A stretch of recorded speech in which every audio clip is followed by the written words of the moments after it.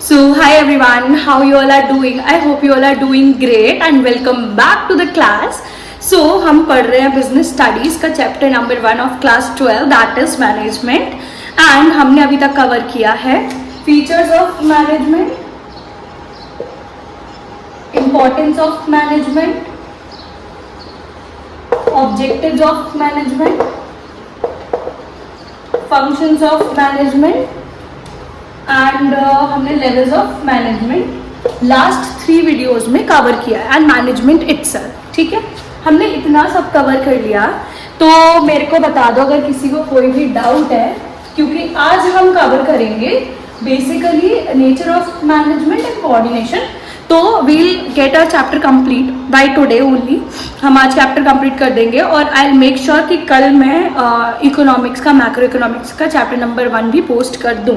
तो आज हमें पढ़ना है और कोई भी बेसिकली डाउट होना आप लोगों को तो आप लोग मेरे को इंस्टाग्राम पे रीच आउट कर सकते हो और मेरे को आप कमेंट में भी बता सकते हो। मैं इंस्टाग्राम की लिंक भी नीचे इसमें दे दूँगी डिस्क्रिप्शन में, तो आप मेरे को वहाँ से भी रीच आउट कर सकते हो। ठीक है, तो अभी तो मेरा नाम है प्रिंसी एंड मैं कॉमर्स पढ़ाती हूँ और सब्सक्राइब कर देना, बिना सब्सक्राइब किए हुए मत जाना और शेयर कर देना। कल ही हमने 100 सब्सक्राइबर क्रॉस किए हैं तो सब्सक्राइब कर देना। बाकी आज हम पढ़ेंगे what we have to study today the nature of management. ठीक है, कि भाई मैनेजमेंट का नेचर है क्या, ठीक है, किस तरीके से मैनेजमेंट काम करता है, what is the nature of management. ठीक है, नेचर क्या है मैनेजमेंट को, क्या हम साइंस बोल सकते हैं,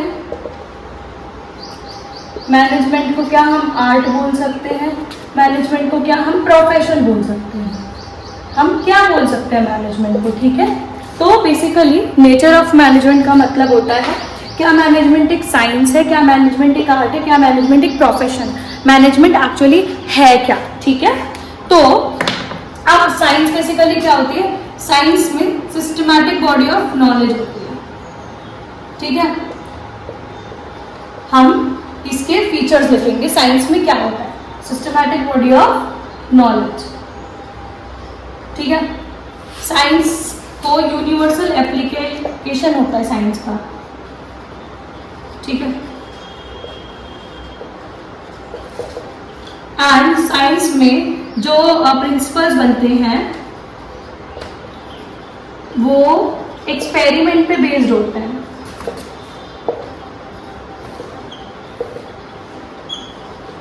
इसका मतलब होता है जो भी प्रिंसिपल्स हम बनाते हैं वो एक्सपेरिमेंट पे बेस्ड होते हैं। अब समझो सिस्टमैटिक बॉडी ऑफ नॉलेज, हम इसको यहाँ पे कंपेयर कर रहे हैं मैनेजमेंट से। ठीक है, हम मैनेजमेंट से इसको क्या कर रहे हैं, कंपेयर कर रहे हैं। ठीक है, तो बेसिकली साइंस में सिस्टमैटिक बॉडी ऑफ नॉलेज होता है। ठीक है, आप न्यूटन्स के लॉ पढ़े आपने, ठीक है, आपने आर्किमिडीज प्रिंसिपल पढ़ा होगा फिजिक्स में। तो बेसिकली साइंस में क्या होता है, एक सिस्टम से मतलब नॉलेज देते हैं आपको, एक सिस्टमैटिक बॉडी ऑफ नॉलेज होती है।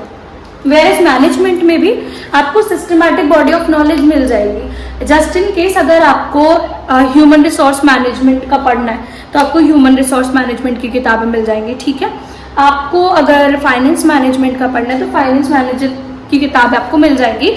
तो हर बेसिकली आपको किसी भी डिपार्टमेंट में अगर मैनेजमेंट का पढ़ना है तो बेसिकली इजीली अवेलेबल है सारी चीज़ें। ठीक है, तो सिमिलरली साइंस में क्या होता है कि सिस्टमैटिक बॉडी ऑफ नॉलेज होता है। ठीक है, कि आपको जब भी कुछ भी पढ़ना, मान लो MBBS करनी है तो बेसिकली सिस्टम है ना, मतलब सिस्टमैटिक तरीके से पढ़ाते हैं ना। सिमिलरली मैनेजमेंट में भी ये फीचर एप्लीकेबल है, तो उसको हम +1 दे देंगे। एक पॉइंट आ गया, क्लियर है। Principles are based on experimentation, इसका मतलब होता है जो प्रिंसिपल्स होते हैं साइंस के वो एक्सपेरिमेंट्स पे बेस्ड होते हैं। ठीक है, अब अपन ने ये पढ़ा था कि लिटमस पेपर येलो होता है, अगर इस सोल्यूशन में डालोगे तो वो पिंक हो जाएगा, तो वो ब्लू हो जाएगा, तो वो वाइट हो जाएगा। ठीक है, तो बेसिकली हमने ये देखा था कि अगर हम इस सोल्यूशन में डालेंगे तो वो चीज ऐसी हो जाएगी। न्यूटन्स का 3rd लॉ बोलता है every action has an equal and opposite reaction. तो जब आप अपनी बहन को एक थप्पड़ या भाई को एक थप्पड़ मारते हो तो वहां से डबल आता है। ठीक है, आता है कि नहीं आता। तो principles are based on experimentation, जब तक एक्सपेरिमेंट नहीं किया होगा तब तक प्रिंसिपल्स कैसे बना दिए। सिमिलरली मैनेजमेंट में भी प्रिंसिपल्स बनते हैं, ठीक है, बनते हैं। बट एक्सपेरिमेंट के लिए क्या होता है कि क्योंकि हर बंदा अलग अलग बैकग्राउंड से आता है, क्लियर है, अलग अलग बैकग्राउंड से आता है, they belong to different backgrounds, clear है, समझ में आया। सबका अपब्रिंगिंग अलग अलग तरीके से होता है। तो जो प्रिंसिपल हम एक इंसान पे अप्लाई कर रहे हैं, दैट डजंट मीन कि दूसरे इंसान पे, तीसरे इंसान पे भी सेम तरीके से वर्क करे। तो ये आधा काम करता है, ठीक है, ये आधा काम करता है, क्लियर है। प्रिंसिपल्स तो एक्सपेरिमेंट के द्वारा ही बनते हैं, तो हम बहुत सारे लोगों पे एक्सपेरिमेंट करते हैं, बट हम कितने ही लोगों पे करेंगे, क्लियर है। तो एक पॉइंट ये बनता है कि प्रिंसिपल्स जो बनते हैं वो एक्सपेरिमेंट से बनते हैं। अब आता है यूनिवर्सल एप्लीकेशन। तो जो साइंस के प्रिंसिपल्स है, जो साइंस है, दैट इज यूनिवर्सली एप्लीकेबल। आप कहीं भी किसी भी जगह कैसे भी साइंस को अप्लाई कर सकते हो, क्योंकि वो डिफाइंड है कि तुम ऐसा करोगे तो ऐसा होगा, तुम ये करोगे तो ये होगा। But in management it would be very difficult. देखो मैनेजमेंट हर जगह एप्लीकेबल होती है, बट इट डजंट मीन कि ये वाला प्रिंसिपल अगर यहाँ अप्लाई हुआ तो ये वाला प्रिंसिपल वहां भी अप्लाई होगा, उस सिचुएशन में भी अप्लाई होगा। तो मैनेजमेंट के जो प्रिंसिपल होते हैं वो कंटिजेंट होते हैं, बेसिकली डिपेंड होते हैं सिचुएशंस पे, क्लियर है, समझ में आया। तो हम ये बोल सकते हैं कि साइंस क्या है, पार्शियल मैनेज, और मैनेजमेंट इज पार्शियल साइंस, आधी साइंस है, या सोशल साइंस है, और सोशल साइंस है, ठीक है। देखो मैं एक चीज बता देती हूँ, when ever you right in your exams ना, तो व्हाट लाइक तुमको कैसे लिखना है। अगर क्वेश्चन आता है कि what do you mean by nature of management, और नेचर ऑफ मैनेजमेंट का साइंस से क्वेश्चन आ गया, ठीक है, तो तुमको कैसे लिखना पड़ेगा, पहले साइंस के फीचर्स लिखने पड़ेंगे, फिर उसको इसके ना एक एक लाइन में बस समझा देना, ठीक है। बट ये जो चीज रहेगी ये बहुत अच्छे से लिखना, ताकि इसको ही देखिए, क्योंकि एग्जामिनर्स नंबर देते हैं, क्लियर है। तो जो पॉइंट्स, बेसिक पॉइंट्स होते हैं ना, इसको बहुत अच्छे से लिखा करो, क्लियर है। तो साइंस क्या है, मैनेजमेंट बेसिकली क्या है, इस पार्शियल साइंस और सोशल साइंस बोल सकते हो। इसके स्क्रीनशॉट ले लो। अब हम पढ़ेंगे मैनेजमेंट एक आर्ट है क्या, ठीक है।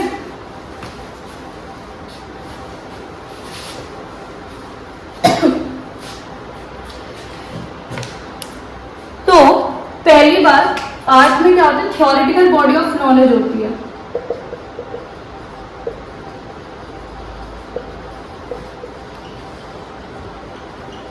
ठीक है, सिमिलर आर्ट में मतलब आर्ट क्या होता है, आर्ट मतलब कि तुम्हारे कला, मतलब कि जैसे तुम सिंगिंग करते हो तो सिंगिंग में रागाज होता है, ठीक है, राग होते हैं बहुत सारे। डांस करते हो, डांस में बहुत सारे टाइप्स होते हैं मूव्स के, कंटेम्प्रेरी, एरियल, बॉलीवुड, ठीक है, ये सारे होते हैं।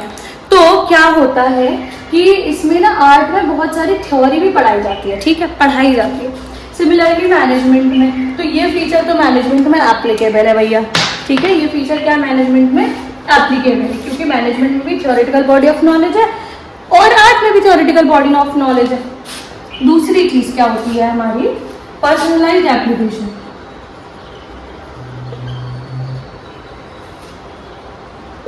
मतलब कि आपको पर्सनली अप्लाई करना पड़ेगा, आपको मतलब सिखा दिया। मान लो मेरे को किसी ने अभी मैं गिटार सीख रही थी, ठीक है, लेटेस्ट में, तो मेरे को गिटार सीखना भी एक आर्ट है, तो मेरे को किसी ने तो सिखा दिया गिटार, ठीक है, एक भैया ने सिखाया था, तो मेरे को सिखा दिया।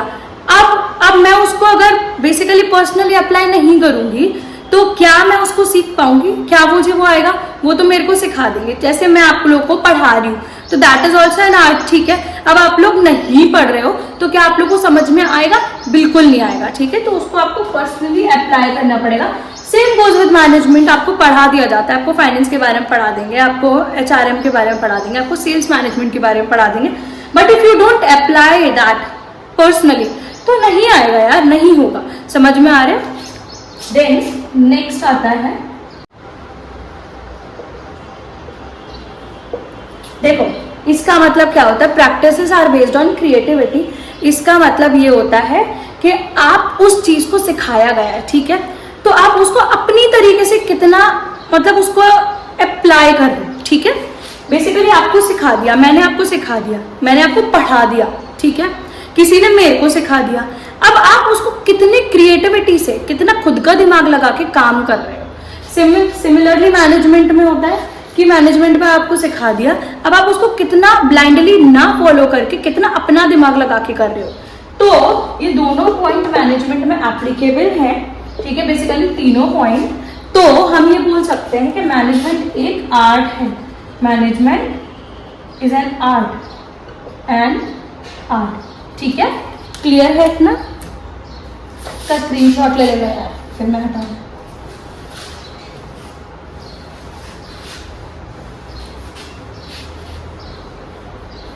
अब आता है हमारा प्रोफेशन। प्रोफेशन में क्या होता है? पर्सनलाइज्ड बॉडी ऑफ नॉलेज होता है। क्या होता है? पर्सनलाइज्ड बॉडी ऑफ नॉलेज, ठीक है, और स्किल्ड बोल सकते हैं, और स्किल्ड, ठीक है।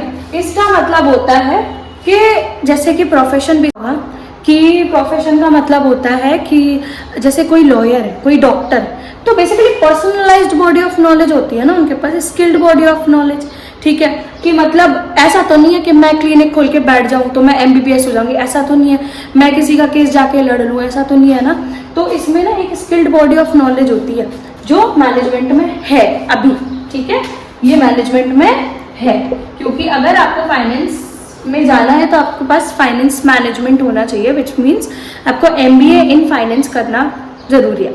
अगर आपको HR में जाना है तो आपको ह्यूमन रिसोर्स मैनेजमेंट से MBA करना जरूरी है, ठीक है। दूसरी चीज आती है रेस्ट्रिक्टेड एंट्री। इसका मतलब होता है, तो प्रोफेशन में रेस्ट्रिक्टेड एंट्री है, जैसे कि मैंने अभी बोला कि मेरे पास लॉ की डिग्री नहीं है तो मैं जाके नहीं किसी का केस लड़ सकती हूँ, है ना।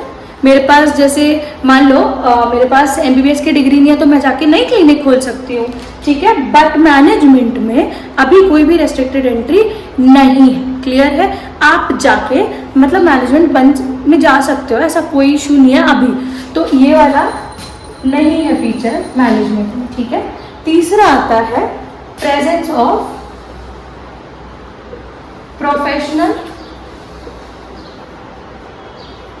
एसोसिएशंस।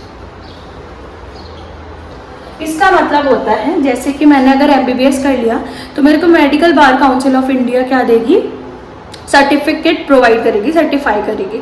मैंने जैसे लॉ कर लिया तो judicial bar council of India मेरे को क्या देगा? सर्टिफाई करेगा। बट अभी मैनेजमेंट में एज सच अभी कुछ नहीं है, आप कहीं से भी कोर्स कर सकते हो। बुक में है कि ऐसा कुछ भी नहीं है, बट रियल लाइफ में होता है। IIMs वगैरह देते हैं आप लोगों को सर्टिफिकेट वगैरह। तो बेसिकली इन रियल लाइफ है प्रेजेंस ऑफ प्रोफेशनल एसोसिएशंस, किताब में नहीं है, इस डिकेड में ऐड हो जाएगा, क्लियर है। तो what you have to write in exams कि अभी प्रोफेशनल एसोसिएशंस नहीं है, ठीक है। Presence of ethical codes.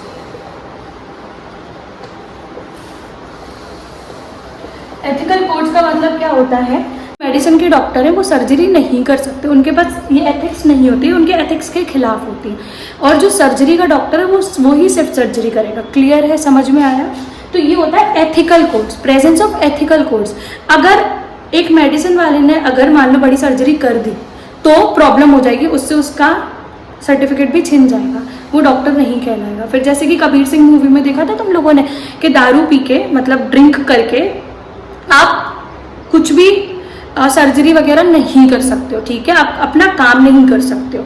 समझ में आया था? तो उससे उसका लाइसेंस ले लिया था डॉक्टर का। इतना क्लियर है, समझ में आया? सबने देखी है ना? प्लीज कमेंट कर देना नीचे, ठीक है। तो समझ आई ना कि मतलब आपको एथिक्स में रहना है। सेम गोज विद मैनेजमेंट कि आपको बिल्कुल एथिक्स फॉलो करनी है, क्लियर है, समझ में आया। मैनेजमेंट के पहले ही कोर्स में आपको बता देते हैं कि आपको एथिक्स फॉलो करनी है। बट अभी मैनेजमेंट एक प्रोफेशन नहीं है, इस डिकेड में मैनेजमेंट एक प्रोफेशन बन जाएगा। इतना क्लियर है? Is that clear to you all? इसको ना नोट्स बना लेना और मेरे को डाउट्स बता देना इसके।